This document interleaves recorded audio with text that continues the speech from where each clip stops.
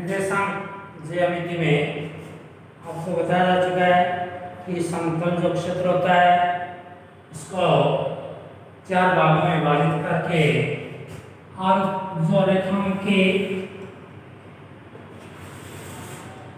नाम है x dash, ओ बिंदु, वाई डैश, अब इन पर प्लस माइनस की जो चिन्ह होते हैं प्रथमांश प्लस का, द्वितीयांश माइनस प्लस का, तृतीयांश माइनस का, चतुर्थांश से प्लस माइनस का, इन पर रेखाएं 1-1 सेंटीमीटर की दूरी पर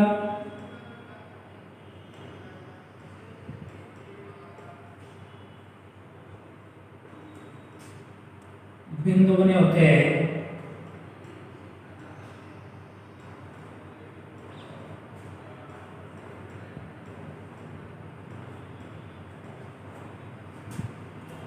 यहाँ धनात्मक संख्या है, इस पर भी धनात्मक संख्या है। इसमें दोनों धनात्मक होने के कारण प्रथमांश है वो धनात्मक है, इसमें y ऋणात्मक है, x पर ऋणात्मक संख्या होती है, इसलिए y का मान ऋणात्मक होता है। y ऋणात्मक है, x ऋणात्मक है, इस पर y ऋणात्मक, x धनात्मक, 1-1 सेंटीमीटर की दूरी पर ये जो बिंदु बने होते हैं। अब किसी भी बिंदु का निर्धारण करने के लिए इन समतल में जो ग्राफ की कॉपी है उसमें 1 सेंटीमीटर की दूरी पर मोटी लाइनें बनी होती है, फिर आधे सेंटीमीटर पर उससे थोड़ी महीन लाइन बनी होती है, और उस 1 सेंटीमीटर में 10 से छोटी लाइनें होती है जो 1-1 मिली सेंटीमीटर पर स्थित होती है। अब किसी भी बिंदु का निर्धारण करने के लिए इन लाइनों से हम चलते हैं, तो जिस बिंदु का जहां दोनों बिंदु की रेखाएं प्रतिच्छेद होती है वो बिंदु, उस बिंदु के निर्देशांक यानी जहां ये प्रतिच्छेद होने पर है, कोई भी बिंदु की रेखाएं जिस बिंदु पर प्रतिच्छेद करती है उस बिंदु से, जैसे बिंदु B है, उस बिंदु से जहां x का मान और y के दोनों मान रखने पर वो उस बिंदु के निर्देशांक बन जाते हैं, तो इसमें बिंदु B के निर्देशांक 3-3 हो जाएंगे। हमें किसी भी बिंदु की स्थिति का पता लगाने के लिए हमें पता है कि बिंदु B समतल में x अक्ष से 3 और y अक्ष से 3 सेमी की दूरी पर स्थित है। इससे इन दो बिंदुओं के बीच की दूरी का निर्धारण हो जाता है। इन बिंदु के निर्धारण से मूल बिंदु पर किसी भी बिंदु की स्थिति 0-0 हो जाती है। उसके बाद x अक्ष से जो हम किसी बिंदु की दूरी बताएंगे वो उसकी कोटि कहलाएगी। अगर y अक्ष से किसी बिंदु की दूरी बताएंगे वो उसका भुज कहलाएगा। तो इस प्रकार यदि किसी बिंदु P के निर्देशांक है। दूसरी बात है, अगर हमें किसी बिंदु की x अक्ष पर स्थित बिंदु या y अक्ष पर स्थित बिंदु पूछा जाता है, तब x अक्ष पर किसी बिंदु के निर्देशांक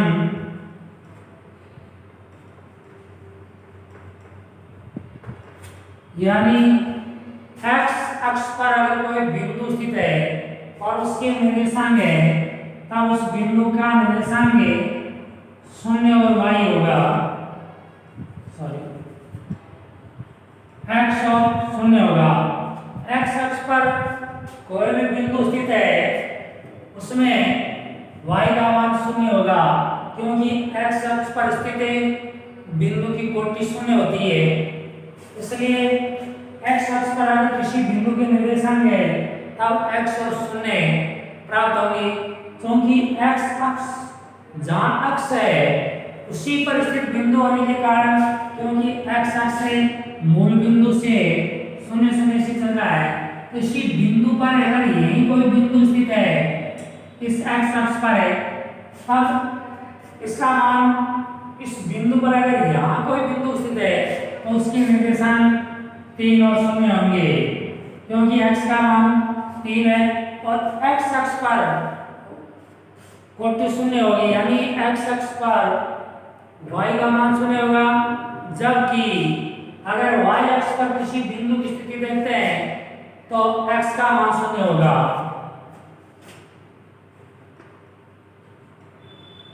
y अक्ष पर है किसी बिंदु के निर्देशांक y अक्ष पर किसी बिंदु के जो निर्देशांक है वो 0 और y होगा। क्यों? क्योंकि x अक्ष पर कोटि 0 होती है, कोटि x अक्ष से किसी बिंदु की दूरी को कोटि कहते हैं, तो जब बिंदु x अक्ष पर स्थित है तो उसकी कोटि 0 होगी। अगर बिंदु y अक्ष पर स्थित है तब उसका भुज 0 होगा, क्योंकि y अक्ष से किसी बिंदु की दूरी उसका भुज कहलाती है। तो बिंदु जब y अक्ष पर स्थित है उसका भुज 0 होगा, इसलिए x अक्ष पर किसी बिंदु के निर्देशांक x और 0 होंगे, जबकि y अक्ष पर किसी बिंदु के निर्देशांक 0 और y होंगे। क्योंकि भुज x का मान बिंदु के निर्देशांक लिखते समय x का मान पहले लिखा जाता है, जबकि y का मान बाद में लिखा जाता है। x का मान उस संख्या का संख्यात्मक मान से भुज कहलाता है, जबकि y का मान कोटि कहलाती है। अब मूल बिंदु से अगर हम दाएं तरफ चलेंगे, मूल बिंदु से दाएं तरफ चलने पर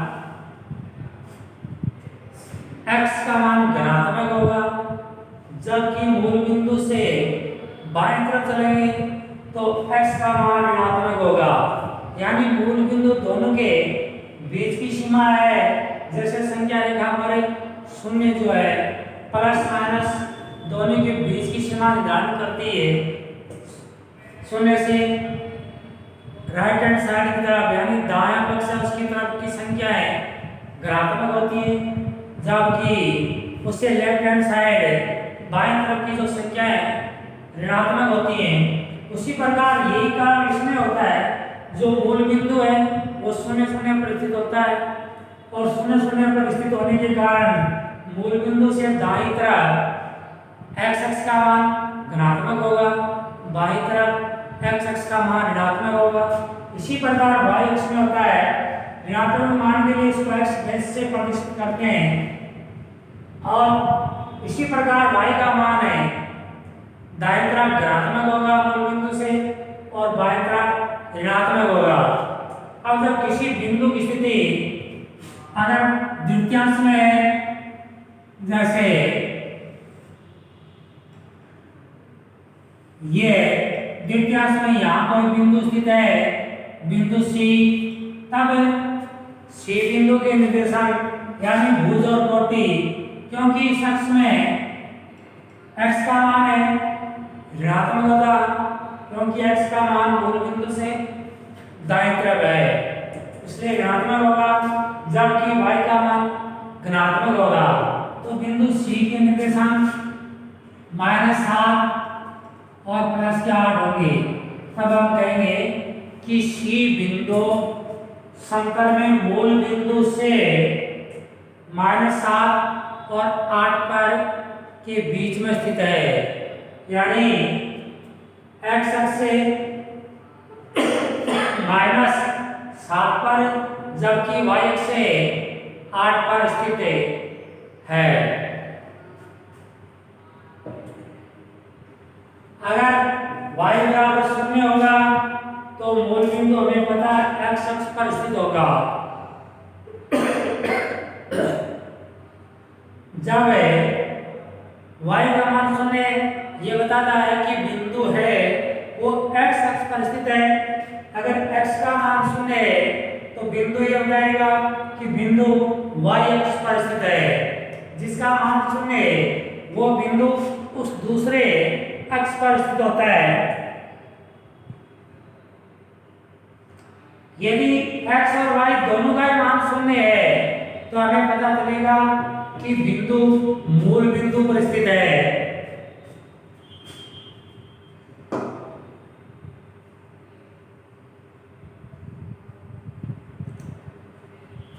अब किसी भी बिंदु का निर्धारण करने के लिए इन निर्देशांकों का योग लिया जाता है, इसलिए इस तल को कार्तिकीय तल के नाम से जानते हैं, क्योंकि सबसे पहले रेखांकन में ये जो निर्देशांक ज्यामिति है उसके बारे में बताया था। तो समतल में किसी बिंदु का निर्धारण करने के लिए विद्यार्थी को जो ग्राफ की कॉपी है उसको 4 भागों में विभाजित करने के बाद 1-1 सेंटीमीटर की दूरी पर इसका एक निश्चित पैमाना लेना पड़ता है कि x अक्ष पर आपने 1 सेमी बराबर कितने के लिए या y अक्ष पर 1 सेमी बराबर कितने के लिए।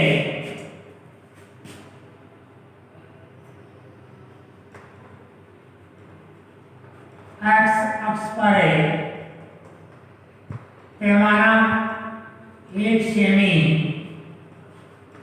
बराबर 1 इकाई। इसी प्रकार y अक्ष पर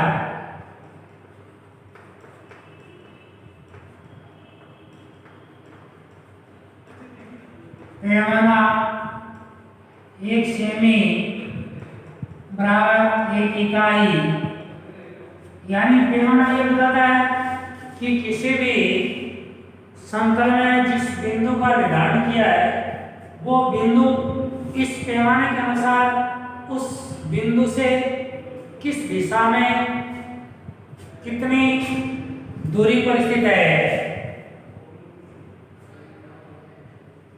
इसे उस बिंदु का निर्धारण हो जाता है कि अमुक बिंदु किस दिशा में किस बिंदु से कितनी दूरी पर स्थित है। इसे किसी भी बिंदु की दूरी या उस बिंदु की स्थिति का पता लगाया जा सकता है।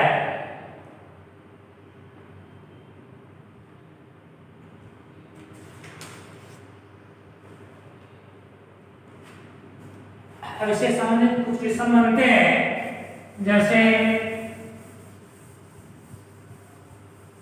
कुछ बिंदु दिए होते हैं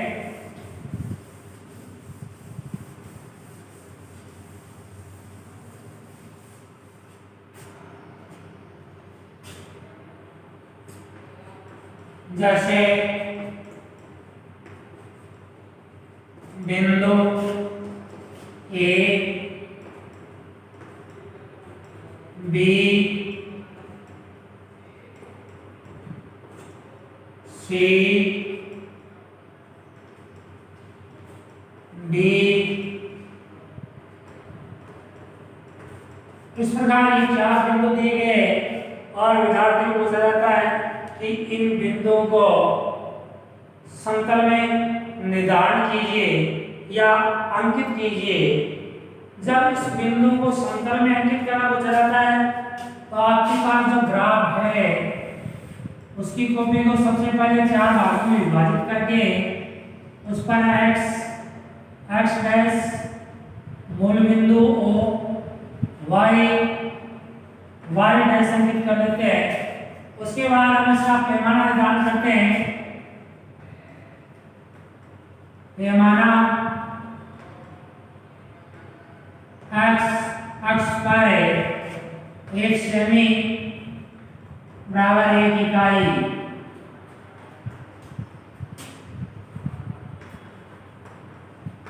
पैमाना y अक्ष पर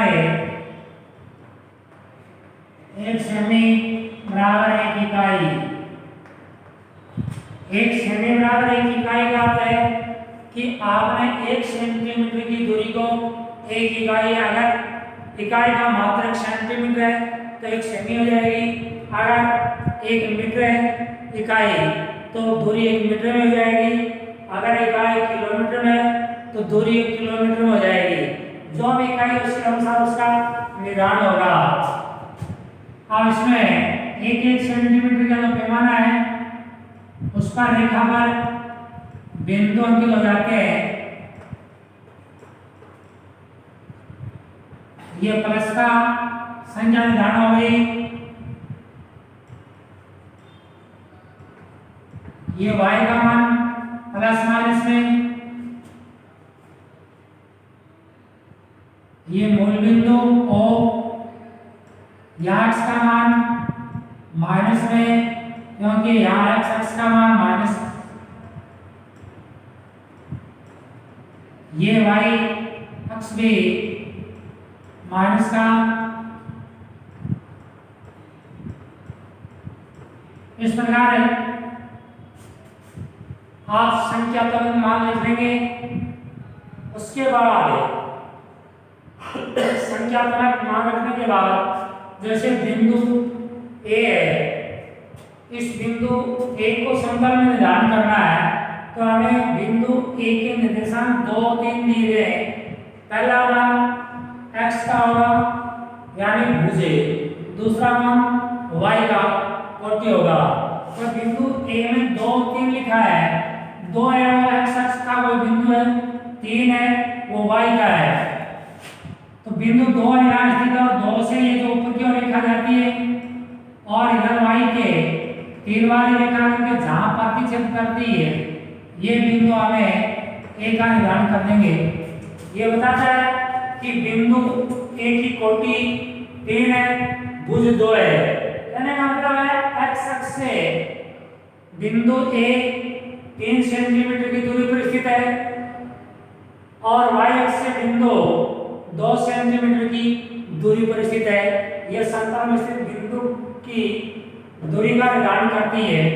फिर बिंदु B में 1 और -2 निर्देशांक है, एक x प्लस का है, दूसरा -2y का है। तो प्लस और माइनस का फलन चतुर्थांश है जिसमें x का प्लस 1 की रेखा आती है और y का -2। यहाँ दोनों बिंदु प्रतिच्छेद करते हैं, यहाँ बिंदु B बन जाएगा। इससे पता चलेगा कि बिंदु B x से प्लस 1 सेमी की दूरी पर, जबकि बिंदु x y अक्ष से -2 सेंटीमीटर की दूरी पर स्थित है। इसी प्रकार बिंदु C जिसमें निर्देशांक 0 और 3 है, तो बिंदु C में पहला बिंदु के निर्देशांक 0 दशा है और पहला बिंदु का निर्देशांक 0 होने पर हमें पता है इसका भुज 0 है और भुज जो 0 होने वाला बिंदु y अक्ष पर स्थित होगा।